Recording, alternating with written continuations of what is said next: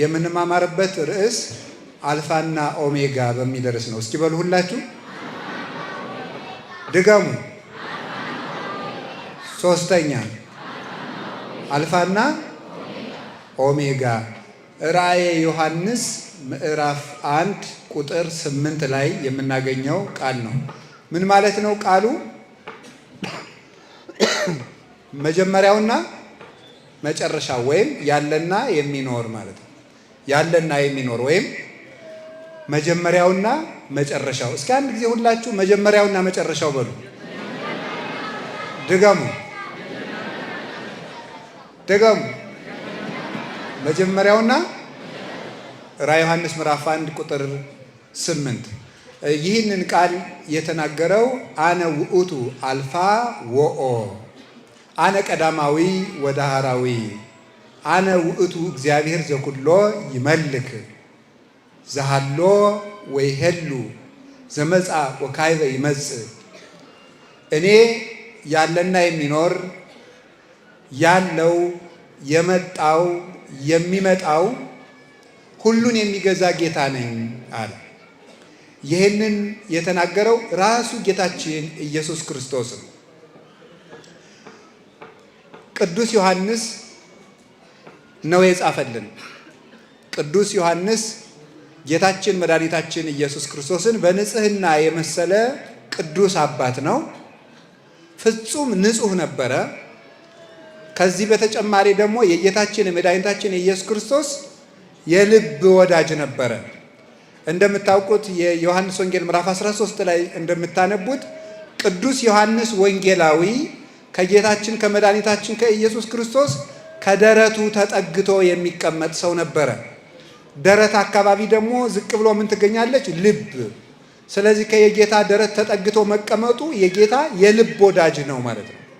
የልብ ወዳጅ መሆኑን ደግሞ አንደኛ በንጽህናው፣ ሁለተኛ ደግሞ የአባቱን ንብረት እናቱን ትቶ በመከተሉ፣ ሶስተኛ ጌታችን መድኃኒታችን ኢየሱስ ክርስቶስ በተሰቀለ ጊዜ ከመስቀሉ ስር በመኖሩ እናቱን ድንግል ማርያምን እናት አድርጎ ከስሯ ተጠግቶ በምልጃዋ ተማጽኖ በመኖሩ የድንግል ማርያምን እናትነት ስለተጠቀመበት፣ አምስተኛ ጌታችን መድኃኒታችን ኢየሱስ ክርስቶስ በዕለተ ዓርብ የተቀበለውን መከራ እያሰበ ከዚህ ዓለም እስከሚፈልስበት ጊዜ ድረስ ስቆ የማያውቅ የክርስቶስ መከራ በሕሊናው የተሳለበት ፍጹምና ቅዱስ አባት ነበረ።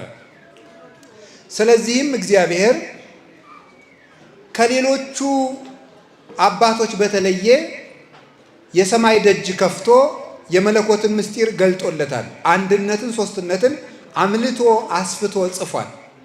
ቀዳሚው ቃል ውእቱ ብሎ በመጀመሪያ ቃል ነበር፣ ቃልም በእግዚአብሔር ነበር፣ ቃልም በእግዚአብሔር ዘንድ ነበር ብሎ የአንድነትን የሶስትነትን ምስጢር መስተጻርር መስተቃርን የሌለው የሚሉት አባቶቻችን መናፍቃንን ሁል ጊዜ ልቡናቸው ያልቀና ሃይማኖታቸው የተጣመሙትን ሁሉ እንደ ማጭድ እያጨደ የሚጥል መለኮታዊ ሰይፍ የሆነ ምስጢር ተገልጾለት አንድነትና ሶስትነት በዮሐንስ ወንጌል ሲጸና ይኖራል። ይህንን ይዞ ሊቁ ፈለገ ሃይማኖት ዮሐንስ ዘታስተፌስሕ ሀገረ፣ ልብን ደስ የምታሰኝ የሃይማኖት ወንዝ ዮሐንስ ሆይ ብሎ ያመሰግነዋል። ቅዱስ ዮሐንስ ወንጌላዊ የሃይማኖት ምንጭ ነው። ለዚህ ምንጭ ያበቃው እንዳልኳችሁ የክርስቶስ የልብ ወዳጅ መሆኑ፣ በቁርጥ ቀን ክርስቶስን አለመካዱ፣ የድንግል ማርያምን እናትነት ስለተጠቀመበት፣ ንጹሕ ሰውነት ስላለው፣ በሕይወቱ የትህርምትና የትዕግስት መከራ የመቀበል ሕይወት ስለነበረው በዚህ ምክንያት የሰማይ ደጅ ተከፍቶታል። ሰው ሰማይን በጦር አይከፍተውም። ሰማይን በድምፅ ብዛት አይከፍተውም እንደ ኢያሪኮ ግንብ። ሰማይን በስብሰባ አይከፍተውም። ሰማይን በጉልበት አይከፍተውም። ሰማይን የሚከፍተው ሰው በሰማዕትነት ነው። ዮሐንስ ወንጌላዊ በፍጥሞ ደሴት ተግዞ በነበረበት ሰዓት እነሱ የወህኒ ቤቱን ሲዘጉበት እግዚአብሔር የሰማዩን ደጅ ከፈተለት። ክርስቲያኖች የምድር በር ሲዘጋባቸው የሰማይ ደጅ ይከፈትላቸዋል። በምጥ የታሰሩ ስጋዊ እስራት የደረሰባቸው በሰማይ ይፈታሉ። እጆና እግራቸውን የታሰሩት በክርስቶስ ምክንያት የሆነ እንደሆነ ነው። ስለዚህ በምድር ሲታሰሩ በሰማይ ይፈታሉ፣ በምድር ሲሞቱ በሰማይ ይድናሉ፣ በምድር ሲገረፉ በሰማይ ይፈወሳሉ። የማይጠቅመንን ግፍ ግን እንድንቀበል አይደለም ይህን የምነግራቸው። ስለዚህ ስለ ክርስቶስ ብለው የተቀበሉት መከራ በሰማይ ምስጢር ይገልጣል። ቅዱስ ዮሐንስ እንዲህ ሆኖ ምስጢር ተገለጠለት። ራእይ ቢያስሩት ቅዱስ ጳውሎስ እንዳለ ወንጌል አይታሰርም ብሎ እንደተናገረ ቅዱስ ዮሐንስ ሲታሰር ወንጌል ግን አልታሰረም ነበረ። ስለዚህ እግዚአብሔር እግረ ልቡናውን ወደ ሰማይ አበረረው፣ ከኪሩቤል ጀርባ በላይ እንዲበር አደረገውና የሥላሴን ምስጢር ገለጸለት። ይህም ብቻ አይደለም፣ ኃላፊያቱን መጻያቱን ዓለም ከተፈጠረ ጀምሮ እስካለበት ድረስ ዓለም እሱ ካለበት ዘመን ጀምሮ ዓለም እስኪጠፋ ድረስ ዓለም ከጠፋ በኋላ ለዘላለም የምንኖረው የመንግሥተ ሰማያት ምስጢር ተገልጦለት ራእየ ዮሐንስ የሚል መጽሐፍ ጻፈ። ይህ የሐዲስ ኪዳን የትንቢት መጽሐፍ ይባላል። በዚህ መጽሐፍ የተጻፈውን ምስጢር ብቃት የሚፈታው ነው። ተምረው የሚፈቱት አለ፣ በቅተው የሚፈቱት አለ። ከሞት በኋላ የሚፈታ ነው። በዘላለም ሕይወት የሚተረጎም ነው። ከክርስቶስ ጋር በመዋሃድ የሚታወቁ ብዙ ምስጢራት አሉት። መጽሐፍ ቅዱስን እንዲሁ በማንበብ ብቻ ልንረዳው የማንችለው በመለኮት መጋረጃ የተጋረደ ብዙ ምስጢር የተካተቱበት መጽሐፍ ነው። ራእየ ዮሐንስን የሚጸልዩ ሰዎች ከብዙ መከራ ወጥተው ያውቃሉ። አንድ ዲያቆን የንጉሱን ሚስት ይሄንን መጽሐፍ እያነበበ ፈውሷታል። የንጉሱን ሚስት ይሄንን መጽሐፍ እያነበበ ሲፈውስ፣ ነገር ግን ሰዎች ቀንተው ያንን ዲያቆን ከንጉሱ ሚስት ጋር እየወሰለተ ነው ብለው በሐሜት ቢያወሩበት፣ ወንዝ ላይ ቢጠሉት፣ ይሄንን ራእየ ዮሐንስን እየጸለየ መርከቢቱ ወይም ጀልባው ሳይሰጥም ወጥቶ ከደሴት ላይ ተገኝቷል። ይሄን ያደረገለት የቅዱስ ዮሐንስ ራእይ ነው እና ራእየ ዮሐንስን የሚጸልይ ሰው ከዚህ ዓለም ብዙ ማዕበልና ሞገድ መሻገር ይችላል። የቅዱስ ዮሐንስ ራእዩና ምስጢሩ በረከቱ ይደርብን። በዚያ ደሴት ታስሮ ሳለ ጌታችን መድኃኒታችን ኢየሱስ ክርስቶስ ተገለጠለት። ሂዱና ዓለምን ሁሉ አስተምሩ ብሎ ልኮት ስለነበረ እሱ ታስሮ ወይኔ እንደ ጓደኞቼ ወንጌልን ሳላዳርስ ቀረው፣ የጌታዬን አደራ በላሁ እያለ ሲጨነቅ፣ አይዞህ ትራጃን አስሮት ስለነበረ፣ ትራጃን የሚባለው ንጉሥ ያለና የሚኖር አይደለም፣ ትናንት የመጣ ነው። ትናንት ያልነበረ ትናንት የመጣ ነገ የማይኖር ዘላለምም የማይኖር እሱ ተሽሮ ሌላ የሚተካ ነው። የዚህ ሰው ቁጣውም ግዛቱም መንግስቱም ማስፈራረቱም ጌትነቱም ሰራዊቱም ፍርዱም የሚተካበት ጊዜ አለ። ያልፋል። ይሄ የግዞት ጊዜ ያልፋል። ንጉሱም የሚያልፍ ነው። የሚያልፍ ንጉስ ቢፈርድብህ አትጨነቅ። እሱም ያልፋል፣ ፍርዱም ያልፋል። ቀንን ቀን ይተካዋል፣ መንግስትን መንግስት ይተካዋል፣ ሰውን ሰው ይተካዋል። ያለና የሚኖር ግን እኔ ነኝ ይላል። ሁሉን የሚገዛ ጌታ እኔ ነኝ፣ አይዞህ እኔ ካንተ ጋር ነኝ።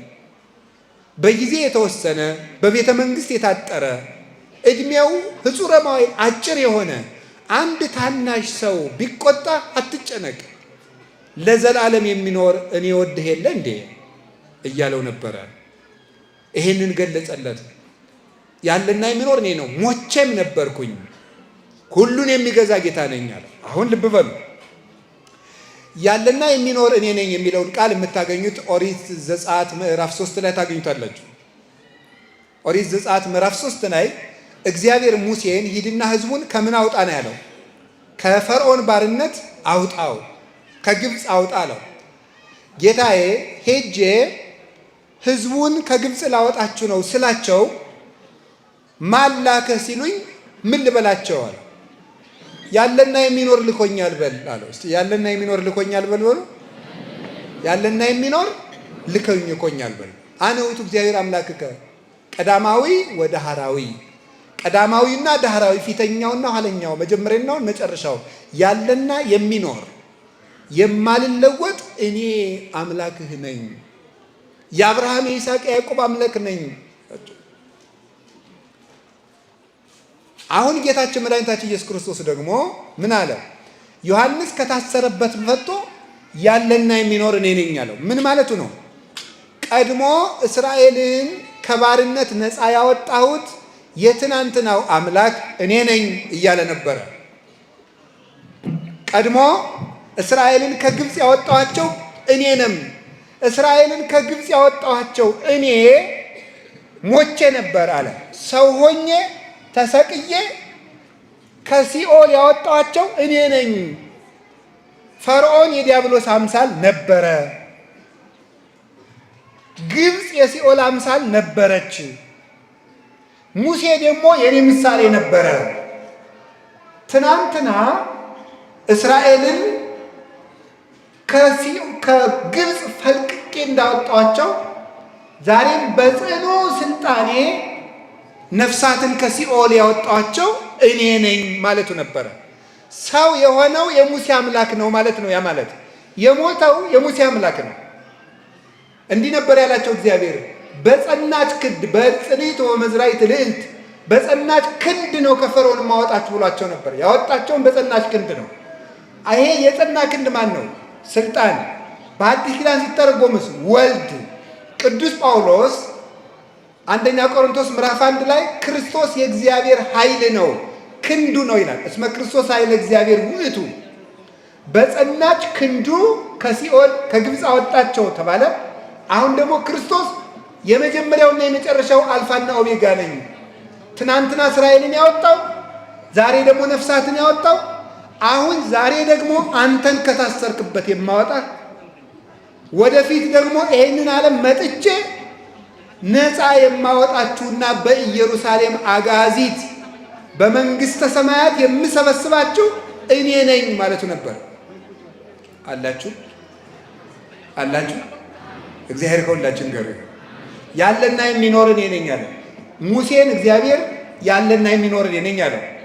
ጌታችን ኢየሱስ ክርስቶስ ደግሞ መጣና ያለና የሚኖር እኔ ነኝ። ያ ማለት ትናንትና ከግብፅ ያወጣሁት አምላክ የእስራኤል አምላክ ሰው ሆኛለሁ ማለቱ ነው። ኢየሱስ ክርስቶስ አምላክ ነኝ ብሎ ተናግሯል ይላሉ ብዙ ሰዎች። ይሄው ያለና የሚኖር ፍጡር አይጠራበትም፣ የእግዚአብሔር ብቻ ስም ነው። ያህዌ የሚለው ስም ነው። ሲተረጎም ዘሃሎ ወይ ሄሉ የነበረና ዓለምን አሳልፎ፣ ዘሃሎ ማለት ቅድመ ዓለም የነበረ፣ ወይ ሄሉ ዓለምን አሳልፎ የሚኖር ዛሬም ዓለምን እየመገበ ያለ አምላክ ማለት ነው። ይህንን ምስጢር ጌታችን መድኃኒታችን ኢየሱስ ክርስቶስ የትናንትናው አምላክ ለዚህ ነበር ዕብራውያን 13 ቁጥር 8 ላይ ኢየሱስ ክርስቶስ የተባለ ወይም ወክም ውእቱ እስከ ለዓለም። ኢየሱስ ክርስቶስ ትናንትም ዛሬም እስከ ዘላለሙ ድረስ ያው ነው። ትናንት ቅድመ ዓለም፣ ዛሬ ዓለምን ፈጥሮ እስከ ዘላለሙ ድረስ ዓለምን አሳልፎ፣ ትናንት ሰው ከመሆኑ አስቀድሞ ዛሬ ሰው ሆኖም እያለ እስከ ዘላለሙ ድረስ ካረገም በኋላ ኢየሱስ ክርስቶስ የማይለወጥ የዘላለም አምላክ ነው። ስለዚህ የትናንትናው አምላክ ነኝ ሲለው ሞቼም ነበርኩኝ አለ እንደ ሰውነቱ፣ ቀዳማዊ ነኝ አለ እንደ አምላክነቱ። ይህንን ተናገረው። ስለዚህ የእግዚአብሔር ቤተሰቦች ዮሐንስ ወንጌል ምዕራፍ 1 ላይ ቀዳሚው ቃል ሲል ያ ቃል ቀዳማዊ ነው ብሏል። ያ ቃል ቀዳማዊ ነው። ከድንግል ማርያም ሰው የሆነው ቀዳማዊ ነው። ዓለም ከመፈጠሩ በፊት የነበረ ነው። ከዘመናት አስቀድሞ የነበረ ነው። ዮሐንስ ወንጌል ምዕራፍ 5 ላይ ስታነቡ እምቅድመ ይትወለድ አብርሃም ሀሎኩ አነ፣ አብርሃም ሳይወለድ እኔ አለሁ አለ። አብርሃም የፍጥረት ውክልና ነው፣ ደግ አባት ስለሆነ ፍጥረት ሳይፈጠር እኔ ነበርኩ ማለቱ ነው። ዮሐንስ ወንጌል ምዕራፍ 17 ላይ ስታነቡ አባ ሰባህኒ በስብሐቴ ዘሃሎ ምስሌከ እምቅድመ ይትፈጠር ዓለም፣ አባቴ ሆይ ዓለም ሳይፈጠር ካንተ ጋር በነበረ ክብር አክብረኛል። ዕብራውያን ምዕራፍ 1 ቁጥር 3 ላይ ስትመለከቱ ዘውቱ ጸዳለ ስብሐቲሁ ይላል። ወልድን ሲገልጸው ቅዱስ ጳውሎስ የአብ የክብሩ መንጸባረቅ ነው፣ የክብሩ ብርሃን ነው ይላል። ብርሃን ማለት ከፀሐይ ወጥቶ እኛ ላይ የሚያርፈው ጨረሩ ማለት ነው፣ ጸዳል የሚባለው። ይሄ ብርሃን ወይም ጨረሩ ፀሐይቱ በነበረችበት ዘመን ሁሉ እንደሚኖር ወይም እንደማይነጠል ተፈልጦ እንደሌለበት ወልድ ከአባቱ ሳይለይ የነበረ ቀዳማዊ አምላክ ነው። ያ ቀዳማዊ አምላክ ሰው ሆኗል። ሰው የሆነው ቀዳማዊ ቃል ነው፣ ፍጡር አይደለም ሰው የሆነው። በእርግጥ እግዚአብሔር ወልድ ሰው ሆኗል። በእርግጥም ድንግል ማርያም አምላክን በስጋ ወልደዋለች። ይሄ ነው የሆነው። ስለዚህ ክርስቶስ መጀመሪያውና መጨረሻው ነው፣ ዓለምን አሳልፎ የሚኖር መጨረሻው ለመሆኑ ደግሞ ዋመ ይመጽእ ወልደ እጓለ እመሕያው በስብሐት አቡሁ ዘበሰማያት ምስለ መላእክቱ ቅዱሳን በደመና ሰማይ የማቴዎስ ወንጌል ምዕራፍ 25 ቁጥር 31 ላይ ሲናገር የሰው ልጅ በአባቱ ክብር መላእክትን አስከትሎ በመጣ ጊዜ ይላል። ከዚያ በኋላ ምን ይላል? አሚያ ያቀውሞሙ ንጉሥ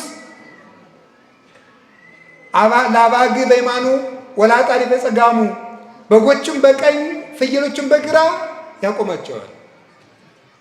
ያን ጊዜ ምድር ሁሉ ትንቀጠቀጣለች። ወይትከወስ ኩሉ ኃይላተ ሰማይ፣ የሰማይ ኃይል ሁሉ ይነዋወጣል። ስለዚህ ፍየሎችንም ያሰማራቸዋል። ሁሩ ውስተ እሳት ዘላለም፣ በጎቹን ያሰማራሉ። ኑ ወደ አባቴ በሩካን ወደ መንግሥተ ሰማያት ብሎ ኢየሱስ ክርስቶስ መጀመሪያ ዓለምን የፈጠረ ወቦቱ ኩሉ ኮነ፣ ዓለምን የፈጠረ ወዘእንበሌ ውስተ አልቦ ዘኮነ ወይም እንትኒ እምዘኮነ፣ ከተፈጠረው ፍጥረት ያለሱ ምንም የተፈጠረ የሌለ የአባቱ ስልጣን ገንዘቡ የሆነ የዘላለም አምላክ ነው። ዓለምን ደግሞ አሳልፎት ይኖራል እንደ መጋረጃ ጠቅልሎ። ዋወፈዮ አብ ኩሎ ኩነኔሁ ለወልዱ፣ አብ አብሰ ይኮንን መነሂ፣ አብ በማንም አይፈርድም ፍርድ ለልጁ ሰጠ እንጂ ይላል። ዓለምን የሚፈርድበት አንተ ፀሐይ ጨልም፣ አንተ ጨረቃ እርገፍ፣ አንተ ከዋክብት ጥፋ፣ አንተ ምድርና ሰማይ ተጠቅለል ብሎ የሚያሳልፈው የሰማይና የምድር ጌታ እርሱ ኢየሱስ ክርስቶስ ነው። በእርግጥ ክርስቶስ ዓለምንም ቀድሞ የኖረ ዓለምን አሳልፎም የሚኖር ዓለምን ሊያድን የመጣ ነው። የመጣም ወደ ፈጠረው ዓለም ነው። ምንድን ነው ያለው? ወውስተ ዓለም ሀሎ ወዓለምሂ ቦቱ ኮነ ወዓለምሰ ኢያእመሮ፣ በዓለሙ ነበረ፣ ዓለምን ፈጠረው። የፈጠረው እሱ ነው፣ ዓለሙ ግን አላወቀውም ይላል የዮሐንስ ወንጌል ምዕራፍ 1 ላይ። ዓለምን የፈጠረ እሱ ነው፣ በዓለም የነበረ እሱ ነው፣ ዓለሙ ግን አላወቀውም። ኢየሱስ ክርስቶስን ዓለም ያላወቀው ናዝሬት ማደጉን ነው፣ የዮሴፍ ዘመድ መሆኑን ነው፣ ኢየሩሳሌም ማድረጉን ነው፣ መወለዱን ነው። ምኑን ነው ያላወቁት? ኢየሱስ እንደሚባል ነው ያውቁታል። ይህንም አብረው ነው ያደጉት። አይሁድም ይሄስ እንግዳቸው አይደለም። አኮኑ ዝንቱ ወልደ ዮሴፍ ዘነአምር አባሁ ወእሙ ብለውታል። ይሄ እናትና አባቱን የምናውቀው ሰው አይደለም ብለውታል። የማቴዎስ ወንጌል ምዕራፍ 13 ቁጥር 55 ላይ ይሄ እናውቀው የለ እንዴ ናዝሬት አይደል ያደገ ይላል። ለምንድን ነው ታዲያ አላወቁትም ይባል? ይሄን ጌትነቱን ግን ያወቀለት የለም። እሱ ራሱ እንደተናገረ የማቴዎስ ወንጌል ምዕራፍ 11 ላይ ብፁዕ ዘይተአቅፈ ብየ፣ በእኔ ያልተሰናከለ ሰው ንዑድ ክቡር ነው አለ። ስጋ ለብሼ ሲርበኝ አይቶ፣ ስጋ ለብሼ ሲጠማኝ አይቶ፣ ስጋ ለብሼ ስደክም አይቶ፣ ስጋ ለብሼ አልዓዛርን የተቀበራችሁት እያልኩ እንደማያውቅ ሰው ስጠይቅ አይቶ፣ ስጋ ለብሼ ስፈራ አይቶኝ፣ ስጋ ለብሼ አጭር ቁመት ጠባብ ደረት ይዤ አይቶኝ፣ ስጋ ለብሼ ተራራ ስወጣ ቁልቁለት ስወርድ፣ ስጋ ለብሼ በባህር ላይ ሳንቀላፋ አይቶኝ፣ ይሄ ሰው ነው ብሎ ያልተሰናከለብኝ ሰው ብፁዕ ነው። ይሄ ብፁዕ ነው ብሎ ነገረን፣ እሱ ራሱ ነገረን። ስለዚህ ክርስቶስ የመጀመሪያውና የመጨረሻው ነው። ከዚህ ምንድን ነው የምንማረው? ባጭሩ እንደው መለኮታዊ ጎኑን ይህን ያህል ካየ ነው እግዚአብሔር ያለና የሚኖር የሚባልበት ምንድን መጀመሪያ እግዚአብሔር ቀዳማዊ የለውም ነው። አልቦም ቅድሜሁ ወአልቦ እምድህሬሁ ወአልቦ ዘከማሁ፣ ከሱ በፊት ማንም የለም፣ ከሱ በኋላ ማንም የለም፣ እንደሱ ያለም ማንም የለም። እግዚአብሔር ማለት እንደዚህ ነው። የሚቀድመው የለም፣ የሚከተለው የለም፣ እንደሱ ያለ ባልንጀራም የለውም። መኑ ይመስለከ እምነ አማልክት እግዚኦ የምንለው ለዚህ ነው። እኔ ብቻዬን ነኝ፣ እንደኔ ያለ ማን ነው ብሎ ይናገራል። ትንቢተ ኢሳይያስ ምዕራፍ 44 ላይ አኮኑ ዘኩሎ እደዊየ ገብራ፣ ይሄ ሁሉ የፈጠረ እጅ አይደለም እኔ ማን ነው እንደኔ ያለ ብሎ ይናገራል። እግዚአብሔርን የሚመስለው የለም፣ እሱ ብቻ ነው። ታዲያ እንደዚያ ከሆነ ልብ በሉ፣ እግዚአብሔር ብቻውን ዘሃሎ ወይሄሉ የሚባለው እሱ ነው። የሚኖር የሚባል መኖርም እኛስ እየኖርን አይደል? መላእክትስ እየኖሩ አይደል? ሰማይና ምድርስ እየኖሩ አይደል? ነገስ እኛስ በመንግስተ ሰማያት እንኖራለን። ሳይለወጥ የሚኖር እግዚአብሔር ብቻ ነው። ሳይለወጥ ስለሚኖር ያለና የሚኖር መኖርማ ገሌም አለ ገሪትም አለች። ሳይለወጥ የሚኖር ግን እግዚአብሔር ነው። ሕፃን ነበርክ ልጅ ትሆናለህ፣ ልጅ ነበርክ ወጣት ትሆናለህ፣ ወጣት ነበርክ ትጎረምሳለህ፣ ጎልማሳ ነበርክ ሽማግሌ ትሆናለህ፣ ሽማግሌ ነበርክ ትሞታለህ፣ ሞተህ ትገነዛለህ፣ በርን ትሆናለህ፣ በርን ነበርክ አፈር ትሆናለህ። እንደገና ክርስቶስ ያስነሳናል። ተለውጠን እነሳለን። ሰው በመልኩ ስንት ጊዜ ይወለዳል? መጀመሪያ አፉ እየተንተባተበ ሕፃን ሆኖ ያድጋል። አፉ ይፈታል፣ አከናውኖ ይነገራል፣ አርጅቶ አፉ ይታሰራል። ይህ ሰው እንደዚህ ይለወጣል። ነውሩን ሳይሸክፍ ያድጋል። እናቱ ታግሳ ታሳድገዋለች፣ ጽዳጁን ታግሳ። ከዚያሳ ደግሞ አርጅቶ ደግሞ ነውሩን የማይሸክፍ ይሆናል። ሰው ይለወጣል። መልኩ ይጠራለታል፣ መልኮ መልኩ ይሸበሽባል። ለጋ ነበር ሩጦ የማይቀድም ታግሎ የማይጥል በልቶ ጠጥቶ 20-30 ዓመት ሲሞላው ጉልበት ያበጃል፣ ሲያረጅ ይደክማል። ከሕፃናት ቀድመውት ይሮጣሉ።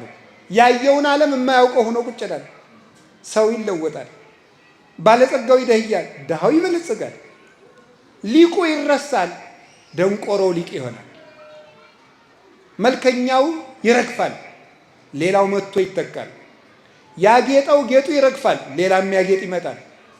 ተናጋሪው አፉ ይዘጋል፣ ሌላ ተናጋሪ ይመጣል። የተሾመው ያልፋል፣ ሌላ ባለ ጊዜ ይመጣል። ሁሉም ያልፋል። ጻድቅ የነበርነው ኃጥእ እንሆናለን፣ ኃጥእ የነበርነው በንስሐ እንለወጣለን። ሰው ከእናቱ ማኅፀን ሲወለድ ደግ ይሆናል፣ ቆይቶ አይምሮ ይደበዝዛል።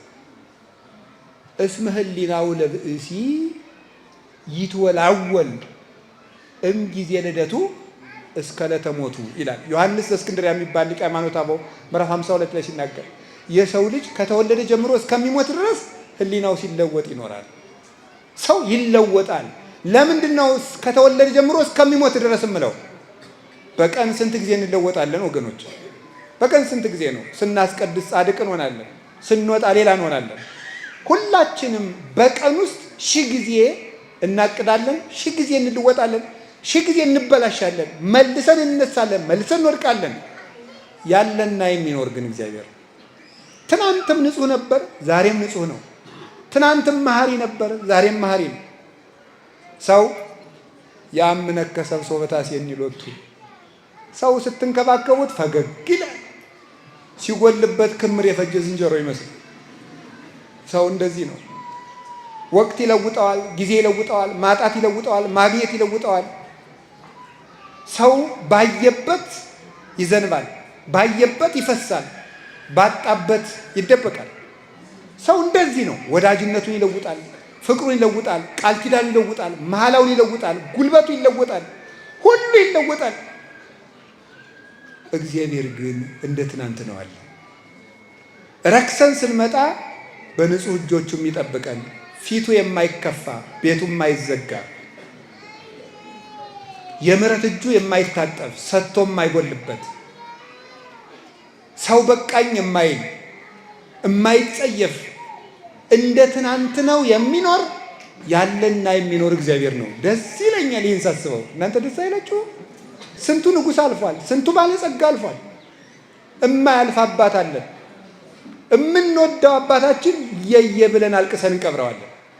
ፈትፍታ የምታጎርሰንን እጅ ሳንወድ በግዳችን ገንዘን እንቀብራለን። የምንወደውን ወንድማችን የየ ብለን እንቀብራለን። በትዝታ አስበን እናለቅሳለን። እግዚአብሔር ግን ያለና የሚኖር አባታችን ሲሞት የማይሞት አባት አለን። አንድ ባይታዊ በረሃ ሂደው ኧረ አባትህ ሞት አሉት። እንዴ ስነ ስርዓት ያዙ። እስመ አቡየ ኢይመውት ለዓለም፣ የኔ አባት ለዘላለም አይሞትም አለ። የኔ አባት አይሞትም ያለው እግዚአብሔር ነው። እግዚአብሔር አለ። ስንቱ ወዳጅነት አልፏል፣ ስንቱ ጓደኝነት ተሽሯል፣ ስንቱ ነገር አልፏል፣ ስንቱ ወዳጅነት ጊዜ ሽሮታል። ዘመን የማይሽረው ወዳጅ እግዚአብሔር ያለና የሚኖር ሰው አንድ ቀን እጁ ላይ አግኝቶን እንኳን አይምረንም። እግዚአብሔር ግን ሁልጊዜ የማይለወጥብን እጅ ነው። የእሱ ልጆች ስለሆን እግዚአብሔር ክብር ምስጋና ይግባው። እንዳኖሩት የሚገኝ ወዳጅ እግዚአብሔር ነው። እውነቴን ነው። ሰይጣን በጆሮአችሁ መጥቶ ዛሬ እኮ ረክሳችኋል፣ ዛሬ ጎስቁላችኋል፣ ዛሬ እንድኗችኋል ብላችሁ አትስሙት። እግዚአብሔር እንዳኖሩት ይገኛል። የሉቃስ ወንጌል ምዕራፍ 15 ላይ ያ ልጅ ጠፍቶ የአባቱን ልጅ አባክኖ እስኪ እንደው እንግዲህ አባቴ መቀበል እንኳን እንጃ እንደው ባሪያ ካረገኝ ድንገት ተብሎ ሄደ። ልጁ እንኳን አልሆነ እስቲ ባሪያ ካረገኝ ብሎ እየሮጠ ሲመጣ አባቱ ምንድን ያደረገ? እንዲያውም እስከሚደርስ ቸኩሎ ሩጦ ሄዶ አቀፈው። እንዲያውም ፍሪዳ ሊቃውንት እንደሚነግሩት ይነቅፈኛል ሲል አለ ዝማሬ ያዘመረለት፣ ይቀጣኛል ሲል ፍሪዳ አረደለት፣ ይቆጣኛል ሲል ጫማ ለበሰው፣ ቀድሞ ከለበሰው ልብስ ይልቅ በኋላ የሰጠው በለጠ። ስለዚህም ምን አለ እግዚአብሔር? በምድር ንስሐ የሚገቡ ሰዎች በሰማይ ንስሐ ከማይገባቸው ይልቅ ደስታን የሚደረግባቸው ናቸዋል። እግዚአብሔር እንደዚህ ነው። የጠፋው ልጅ ሀብቱን እንደ ትናንቱ አላገኘውም። እንኳን ሌላ የእናቱን ልጅ ወንድሙ እንደ ትናንቱ አላገኘውም። ይሄ አባክኖ መጥቶ እንዴት ለሱ እንዲደረግለታል ነው ያለ። አባቱ ግን እንደ ትናንትናው ተገኘ። እግዚአብሔር እንደ ትናንትናው ይገኛል። ስንመለስ አናጣው። ጴጥሮስን አላውቅህም ብሎት ሲመለስ እሱ ግን ስሙን እንደውም ጴጥሮስ አንተ የሕያው የእግዚአብሔር ልጅ ክርስቶስ ነህ አለው። እኔ ማን ነኝ ሲል ጌታ አለና የዮሐንስ ወንጌል ምዕራፍ 18 ላይ ስትመጡ ቅዱስ ጴጥሮስ እንዳልታውቃላችሁ አንተም ከሱ ጋር ነበርክ ሲባል የምትሉትን ሰውዬ አላውቀውም። ክርስቶስ ያለውን ማን አለው? ሰውዬ ረስቶት መከራ ክፉ ነው። ሰው ሲለወጥ ተመልከቱ። ሰው ሲለወጥ ተመልከቱ። ቅዱስ ጴጥሮስ የትናንትናዋን ሲበርደው መድገም አቃተው። ሲበርደው እኮ ነው። ጌታሳ የትንሣኤ ዕለት መጣና ምን ብሎት ነበረ? ጌታ አንተ አለት ነህ ብሎት ነበረ። ጴጥሮስ ትወደኛለህ አለው። በትናንትናው ስሙ እንደ ትናንትናው ወዳጅ እግዚአብሔር ነው። ትናንት በጠራበት ስሙ ክዶትም ቢሆን በዚያው ስሙ ነው የጠራው።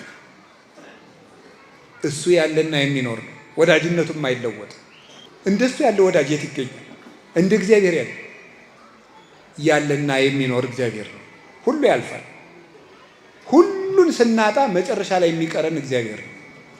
እንግዲህ እንደዚህ ከሆነ ያለና የሚኖር የሚለውን ርዕስ ከመረጥን ምን ላስተላልፍ ፈልጌ መሰላችሁ? ያለና የሚኖር ቀዳማዊና ዳህራዊ። መጀመሪያ የተነሳ ነው ከማን ነው? ከእግዚአብሔር በሉ።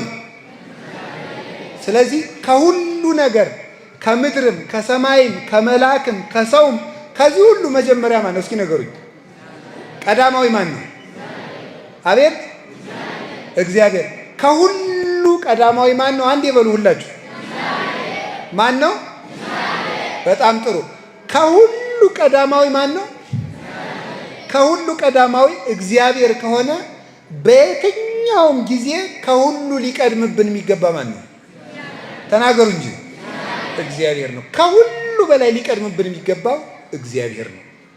ስለዚህ በዛሬው ትምህርታችን ማስተላለፍ የፈለግኩት ከምንም ነገር በፊት እግዚአብሔርን እናስቀድም ነው። ከምንም ነገር በፊት እግዚአብሔር ይቅደም። እግዚአብሔርን ካስቀደምን ከምንም ነገር በፊት ምርጫችን፣ የመጀመሪያ ምርጫችን ሌሊት አለ። ከመተኛታችን በፊት ማን መቅደም አለበት? ተናገሩ እንጂ ንገሩኝ እንጂ። ነጋ። ከመውጣታችን በፊት ማን መቅደም አለበት? ልንበላ ነው። ከመብላታችን በፊት ማን መቅደም አለበት? እግዚአብሔር። ልንገባ ነው። ከመግባታችን በፊት ማን መቅደም አለበት? ልንወጣ ነው። ከመውጣታችን በፊት ማን መቅደም አለበት? ልንወስን ነው። ከመወሰናችን በፊት ማን መቅደም አለበት? ይሄን ነው ማሰብ። ሰው ማለት እንደዚህ ነው። ኖረ ማለት ከምንም ነገር በፊት እግዚአብሔርን መምረጥ ሲችል ነው።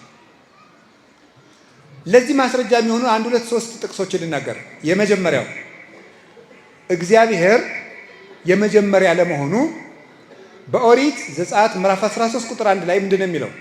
ወኩሉ ዘይፈት ማይጸነ እሙ እምሰብ እስከ እንስሳ ሊተውእቱ። ከሰው እስከ እንስሳ ድረስ የእናቱን ማህፀን የሚፈታ በኩር ሁሉ የኔ ነው አለ። የእናቱን ማህፀን የሚፈታ በኩር ሁሉ የኔ ነው። የመጀመሪያው ልጅ ለኔ ነው አለ። የመጀመሪያው ልጅ ለኔ ነው። የመጀመሪያ ልጅ ማለት በእስራኤል ባህል ከአባቱ ቀጥሎ የቤቱ ራስ ማለት ነው። የቤቱ መሪ ነው። ስለዚህ የመጀመሪያው ልጅ የኔ ነው አለ። የመጀመሪያውን እንስሳም የኔ ነው አለ። የመጀመሪያውን አዝመራም ለኔ አምጡ፣ የመጀመሪያውን ደመወዝም ለኔ አምጡት አለ። ለምን? እግዚአብሔር የመጀመሪያ ምርጫችን ስለሆነ ከምናገኘው ነገር የመጀመሪያው የኔ ነው፣ ትልቁ ለኔ ይሁን አለ። አይ እግዚአብሔር ያሳያችሁ፣ ክርስቶስ ያመልክታችሁ።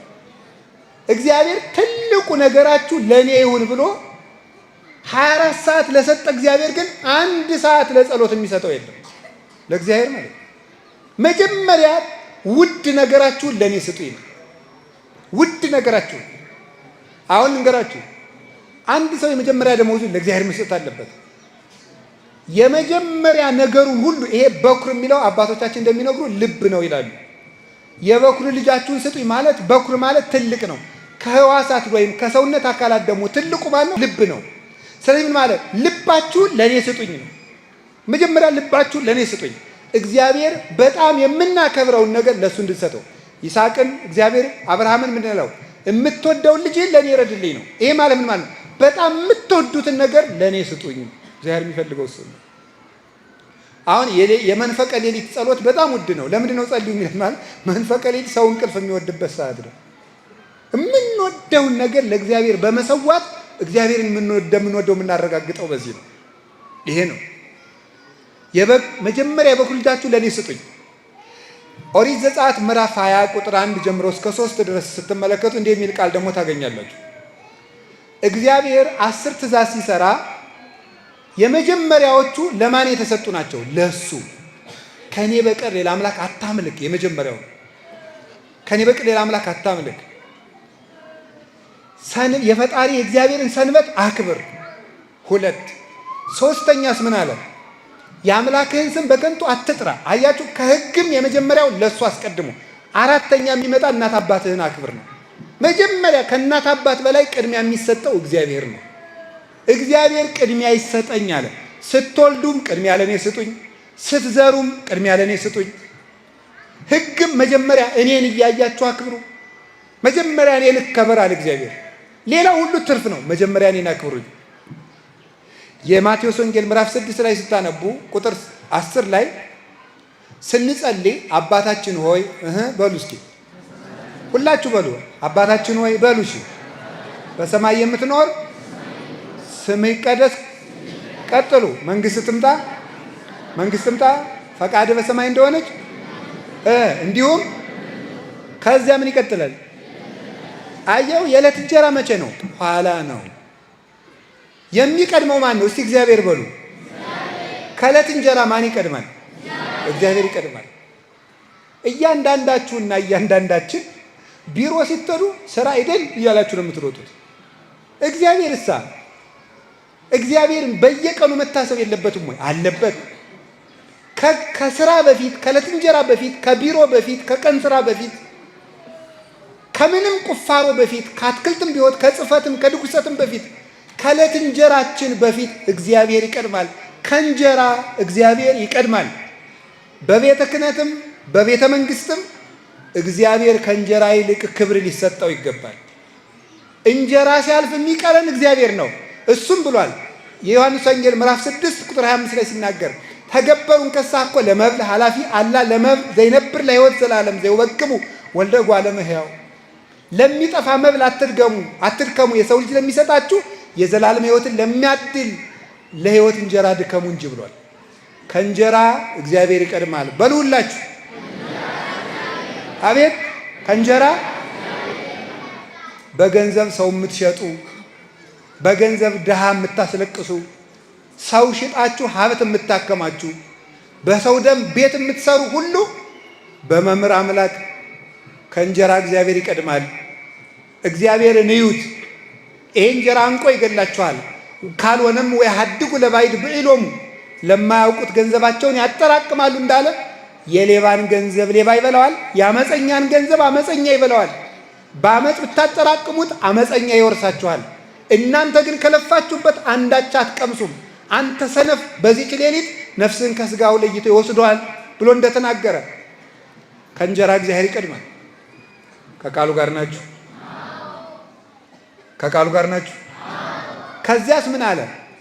በምድር ካለው ነገር ሁሉ ምን አለ ደግሞ? መንግስት መቅድመ ኩሉ እሱ መንግስቶ ጽድቆ ወኩሉ ሰይቱ ያሰከክሙ። እናንተስ ከሁሉ አስቀድማችሁ ምኑን ፈልጉ አለ? መንግስቱን አለ። ከሁሉ አስቀድማችሁ መንግስቱን፣ ሌላው ዳረጎት ነው ይጨመራችኋል አለ። ከምንም በፊት መንግስተ ሰማያት ትቅደም።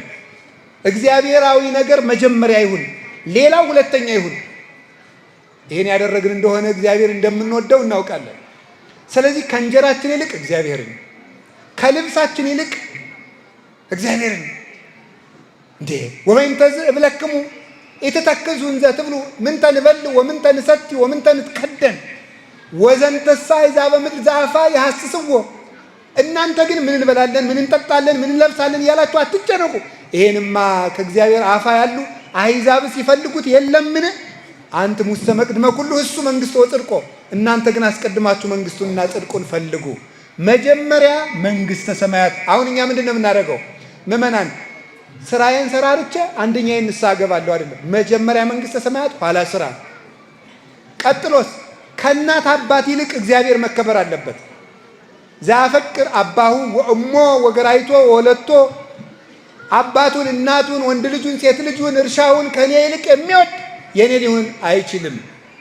ከእናት አባትም እግዚአብሔር ይቀድማል። የመጨረሻ ከራሳችንም እግዚአብሔር ይቀድማል። ከኔም ራሴ ከእግዚአብሔር ይቀድማል ማለት ነው ሃይማኖት ማለት። እግዚአብሔር አምላክን በፍጹም ልብህ በፍጹም ኃይልህ አፍቅሮ ለእግዚአብሔር መቅድመ ኩሉ አፍቅሮ ለእግዚአብሔር አምላክኮ በኩሉ ልብከ ወበኩሉ ነፍስከ ወበኩሉ ኃይልከ ወበኩሉ ህሊናከ። እግዚአብሔር አምላክን በፍጹም ልብህ በፍጹም ህሊና በፍጹም ሐሳብህ ውደደው። ይሄ ማለት ከራስህ ይልቅ እግዚአብሔርን ውደድ ማለት። እንግዲህ ተመልከቱ፣ ከስራ ይልቅ፣ ከልጅ ይልቅ፣ ከሀብት ይልቅ፣ ከእናት አባት ይልቅ፣ ከስልጣን ይልቅ፣ ከዚህ ሁሉ በላይ ከራስ ይልቅ እኔ የኔ ሊሆን የሚወድ ሰው ካለ ራሱን ይካድ ብሎ ተናግሯል። ስለዚህ መጀመሪያ ራስን በማድረግ እግዚአብሔርን እንደምንወደው እንገልጻለን። እግዚአብሔርን እንደዚህ አድርገን መጀመሪያ ምርጫችን ካደረግን ወኦ አልፋ ወኦ መጨረሻችንም ማን ይሆናል? እግዚአብሔርን እንመስላለን። ምን ማለት ነው? መጨረሻችን እግዚአብሔርን እንመስላለን ማለት እግዚአብሔርን መጀመሪያ ያደረገ ሰው መጨረሻም እግዚአብሔር ይሆናል። እስመ ዘባቤከ የአርፍ ነጽሮ ኩሉ ነባቤ። እግዚአብሔርን እያየ የኖረ ሰው መጨረሻ ላይም እግዚአብሔርን ያያል። እግዚአብሔርን እያስቀደመ የኖረ ሰው መጨረሻ ላይ ማረፊያው እግዚአብሔር ይሆናል። እግዚአብሔርን እያስቀደመ የኖረ ሰው መጨረሻ ላይም ከእግዚአብሔር ይኖራል። እመጽእ ካዕበ ንስሐክሙ ከመ ተሐልዉ አንትሙ ይሃባሉ ከሆነ ተመልሼ እመጣለሁ እናንተም እኔ ካለሁበት እንድትኖሩ መጥቼ ዳግመኛ ወስዳችኋለሁ ብሎናል። የዮሐንስ ወንጌል ምዕራፍ 14 ላይ መጥቼ እወስዳችኋለሁ ብሏል። አያችሁ፣ ሐዋርያት እግዚአብሔርን መጀመሪያ አድርገው ሁሉን ትተው ቢከተሉት መጨረሻችሁም ከኔ ጋር ነው ብሏል። ከእግዚአብሔር ጋር ጀምረን ከእግዚአብሔር ጋር እንድንጨርስ ይርዳል። በእግዚአብሔር እንጀምር፣ በእግዚአብሔር እንጨርስ። መጨረሻችን በመድኃኔዓለም ያርግልን።